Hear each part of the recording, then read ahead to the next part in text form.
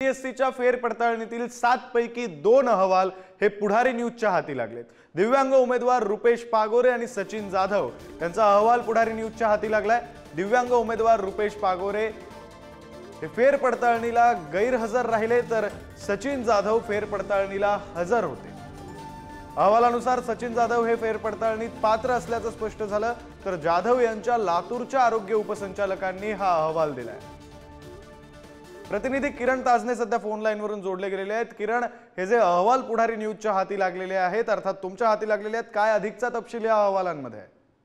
विक्रांत, एमपीएससीच्या माध्यमातून 27 जुलैला एक नोटिफिकेशन काढण्यात आलेलं होतं आणि त्यामध्ये 2022 मध्ये जी भरती प्रक्रिया राबवण्यात आलेली होती त्यामध्ये ज्या दिव्यांग उमेदवारांनी त्याचा फायदा घेतलेला होता त्यांची फेरपडताळणी करण्याची मागणी करण्यात आलेली होती आणि त्यानुसार काही दिवसांपासूनच या फेरपडताळणीला सुरुवात झालेली होती। वारंवार पत्रव्यवहार करूनही हे दिव्यांग उमेदवार फेरपडताळणीला उपस्थित राहत नव्हते आणि त्यापैकी 2 अहवाल जे आहेत ते पुढारी न्यूजच्या हाती लागलेले आहेत।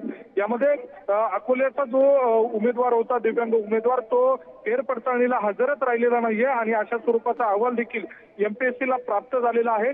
तोच अहवाल पुढारी न्यूजच्या हाती लागलेला आहे। एकूणच जर बघितलं तर ते अनुपस्थित राहिलेले जे पागोरे आहेत त्यांचं या ठिकाणी जी भरती प्रक्रिया आहे ती रद्द होण्याची शक्यता आहे। दुसऱ्या बाजूला जर बघितलं तर सचिन जाधव यांचा जो अहवाल आहे तो एमपीएससीच्या विभागाला प्राप्त झालेला आहे। त्यामध्ये ते दिव्यांग असल्याचं प्राथमिक अहवालामध्ये जे त्यामध्ये नमूद करण्यात आलेलं आहे त्यावरनं ते पात्र असल्याचं दिसून येतं। त्यामुळे 9 पैकी 2 अहवाल जे आहे ते पुढारी न्यूजच्या हाती लागले आणि त्यापैकी एकाची नोकरी जाण्याची शक्यता अधिक आहे आणि दुसऱ्याची नोकरी यामध्ये वाचली जाईल अशा स्वरूपाची स्थिती बघायला मिळते। मात्र इतरत्र जे उमेदवार आहेत त्यांच्या अहवालात नेमकं काय आहे याकडे देखील लक्ष लागून आहे। मात्र यामध्ये प्रामुख्यानं एमपीएससीनं जे नोटिफिकेशन काढलेलं होतं त्यानुसार जे अहवाल समोर येत आहे त्यापैकी 2 अहवाल पुढारी न्यूजच्या हाती लागलेले आहेत। विक्रांत, निश्चित किरण, धन्यवाद दिलेल्या सविस्तर माहितीसाठी। खरं तर उर्वरित जे पडताळणी होणं बाकी आहे त्यांच्या अहवालामध्ये नेमकं काय समोर येतं त्याकडेही आपलं लक्ष असेल।